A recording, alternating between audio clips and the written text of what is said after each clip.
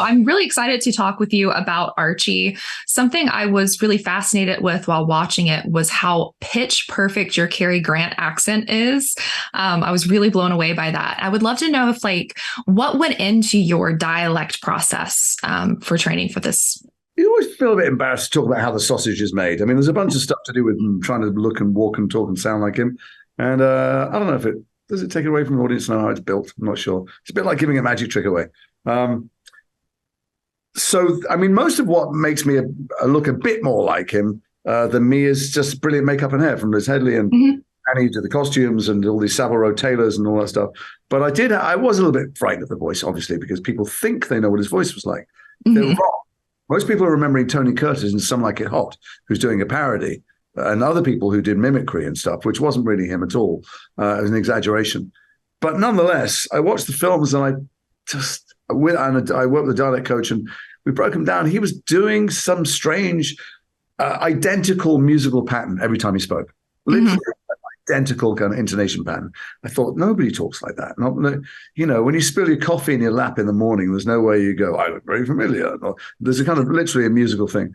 So I searched in vain for an interview. I couldn't find anywhere the equivalent of this. Someone where he's having a chat with someone. This wasn't anything. Jennifer, God bless her, gave me all the DVDs and audio tapes he'd made, but that was him doing what I did obsessively, which is filming his kid. Just occasionally the microphone, but mostly not. And I was slightly despairing about it, not knowing how to proceed. And then because I was doing a lot of other research, reading all the biographies and business meeting minutes and other people's autobiographies when they met him, I came across this interview that felt like a transcript. Because sometimes I give an interview and I read it and I go, couldn't you tidy my grammar up? It's clear that you're just transcribing my own looping syntax and stuff. I thought, that's a transcript. And I tried to find the journalist, but he wasn't a journalist and it was old. And I found him and it turned out he'd been a student journalist in 1986. And he'd got in touch with Cary Grant's representative then. He hadn't been an actor for 20 odd years. So he wrote to someone in the vain hope that maybe he could get an interview because the university was doing a film festival. And he got a message back saying, call this number on Saturday morning. So he called on Saturday morning. Barbara answered. He went, hello? And they went, hold on, I'll just get Cary.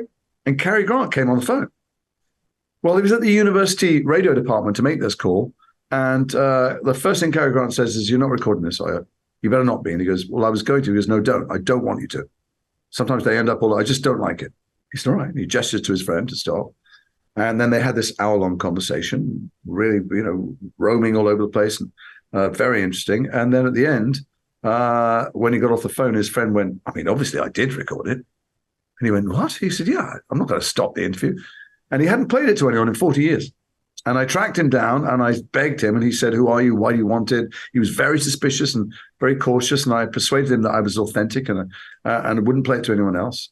Because out of respect to Cary Grant, he hadn't made it public. And he gave me a copy. Set up a private YouTube link. And that is the basis for the voice. So he's a little bit more English than he is in the films. But much more importantly, you can hear something like the speech patterns, but it's much more wide-ranging. Actually, much more plaintive sometimes, slightly higher in pitch. Sometimes I've worked with movie stars who come in and redo their voice an octave down. It's like a high, fluttery laugh. And I could hear a sense of being misunderstood. I mean, he was 82. It was the last year of his life. He's talking to a 22-year-old, but still sometimes he gave status to the 22-year-old because he was a bit bothered by him not understanding or not respecting. I could hear the fault lines, basically. I could hear a human being stretching all the way back to the abused and neglected boy. And I heard a man who was settled at that point in his life.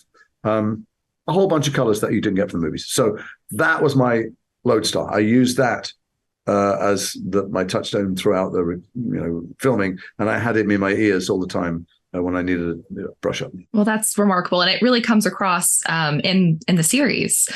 Something I also thought was interesting. Both you and Cary Grant have a connection to Bristol. You went to the University of Bristol. He was born in Bristol. Did you find, as you were doing your character research, that you had little touchstones, other little commonalities with him that helped you kind of bring him to life on screen? Sure, you always do that. I mean, as an actor, one of the great things about this, very rare as a male actor, you get to do full chameleon disguise. Women get to do it often, but men just don't get to do it. So there was something about almost like mask work by looking so different, walking and talking so different. But you always find things that you have in common. So the fact that he code switched, the fact that he became whoever he felt other people wanted him to be so that they would like him. Mm-hmm. So unlovable. He'd been so neglected, so abandoned, abused. Well, I didn't feel that growing up. My behavior as an adult wasn't as extreme as his was either. But I moved when I was a kid, and I was very self-conscious about my accent like he was. I changed my accent overnight. I went to college surrounded by very, very posh people. I changed my accent overnight there too. I was quite sure, often in groups, where I belonged or if I belonged, and would want to belong so badly that I would somehow adapt my personality. He was a male escort who was in New York. I mean, he learned to be whoever he needed to be to survive. Not just to survive literally because he was starving a lot, because he was a lot in his life, but also to survive emotionally, to feel like maybe this would be the family where he belonged. Maybe this time it would be a thing where he could be welcomed or establish himself. So I recognize that code switching thing, and he's an actor. So that desire to please, that dissonance between who he was on screen and who he was in life. I've played lots of tough guys. Well, I'm hilariously untough. I mean, you couldn't get more of a physical down. And then most of all, I think, in terms of his the big sweep of his life, that he found himself. He began to find himself when he became a dad. No one ever loved him enough, because he knew somewhere that they would eventually leave him, like his mother had left him, like his father had left him, like his grandmother abandoned him. So no one, whatever love he got from people, and he got the worship of most of the world, that felt fake, felt like he didn't deserve it. And the people in his inner circle just couldn't love him enough until he had someone he could love. And then he started to find real healing through going, I belong here. Whatever else I am, anywhere else, I don't really know if any of that's real, what people think of me, what I think of them. But this place right here, next to this person, I will always belong. And I kept getting a bit emotional. I felt that when my daughter arrived. Oh. This is where I will always belong. I always belong to her. Oh, that's very sweet. Something else that, I think actors get, it's very hard to segue off that because it was like such a poignant, poignant answer. I'm such an actor. Sorry. But something that actors get asked a lot is like, what do you bring of yourself to a role? But I'm curious with how larger than life Cary Grant is in that way that he is trying to always adapt and be whoever somebody needs on, in a moment. Were there any aspects of Cary that you felt like kind of stuck with you after you wrapped? Oh, Christ, no. I mean, I had a lot of murderers as well, and all kinds of, I don't know, space captains. I mean, no, he was a deeply troubled man. If he was around today and was humble enough to seek help, he would have every single acronym labeled, to his file. He'd be OCD, ADHD, PTSD, you name it, AA, all of it. So my job is to try and forget myself. Some actors aren't like this. My job is to try as much as possible to make a clean slate of myself, to program in everything that had ever happened to him, all the things he wanted and needed and thought and felt, and then to start the scene and forget everything. You can't be thinking about it. I'm not thinking about my past, and I'm a product of my past, but I'm not thinking about it. So you hope that if you do all the work somewhere, maybe in your sleep or maybe while you're doing some other things, it's bubbling in. You're building these temporary foundations that will hold for the length of the shoot, and then do the scenes. It's written wonderfully by Jeff, and I had Dyan's ear all the time, or Dyan had my ear, and then I'm opposite brilliant Laura Aikman, who played young Dyan, who was so nimble and on her toes and so fresh in every scene. You didn't quite know, because she spoke to Dyan separately. I speak to Dyan, and you didn't really know what the other person was going to do in the scene, if they'd be happy, sad, angry, crying, laughing, avoiding you, like marriage, like life.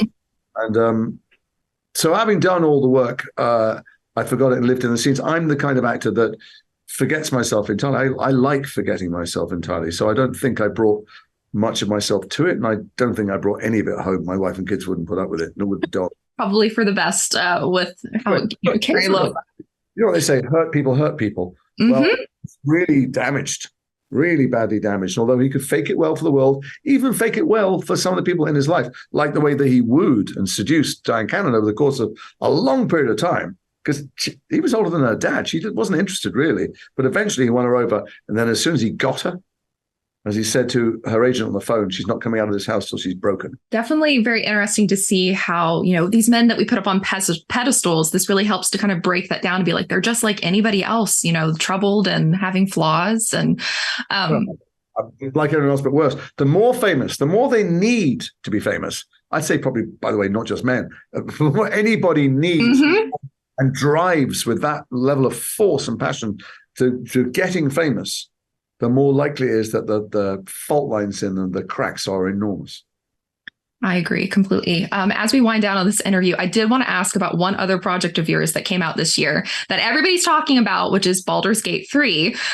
You voiced Enver Gortash. That game has occupied far too much of my time this year. I do. But I am curious, what was the process like for that and doing that voice role? I do lots of voices. I love voices. In fact, one of the things I loved about playing Archie is that I got to do something very different from myself, because normally I don't get to do those things. So on voice work, I can be anything. I can sound like anyone. They show you a picture and you go, wow, I wish I looked like that. How great. I've played in the DC universe, for instance. I've been Superman and Ra's al Ghul and Lex Luthor and Alfred and, a million people. So Gortash was not a game I play. I'm such an addict. I can't allow myself to play video games or else I'd have no life. Showed me this fabulous artwork and I knew it was a big game. And, he's an interesting bloke. It's a pretty brutal world. It's a pretty Darwinian world and you've got to try and survive. And so though he's very manipulative and possibly untrustworthy and Machiavellian and all those things, he's a survivor. I mean, he's doing what it takes to grab power in a power-seeking world. And so it was nice to be that canny manipulative. It felt like it was playing Iago slightly. He has power, but he wants power, and he's got to play these other people off against each other. But yeah, it was great. You get to, not only do you get to do that stuff, unlike on a film set, you get to record 100 versions of it. Sessions over the course of years, they go away and animate and come back and go and animate and come back and do new things and other things. So you really get to play and explore, and there are a million permutations as you play the game. There's lots of as you'll come across. So you get to feel fully immersed in something. I love video games. Excellent. Well, thank you so much. I'm glad I got to sneak that question in on the end. Cool. Excellent. Thank you, Jason. All right, say hi to Steve. I shall.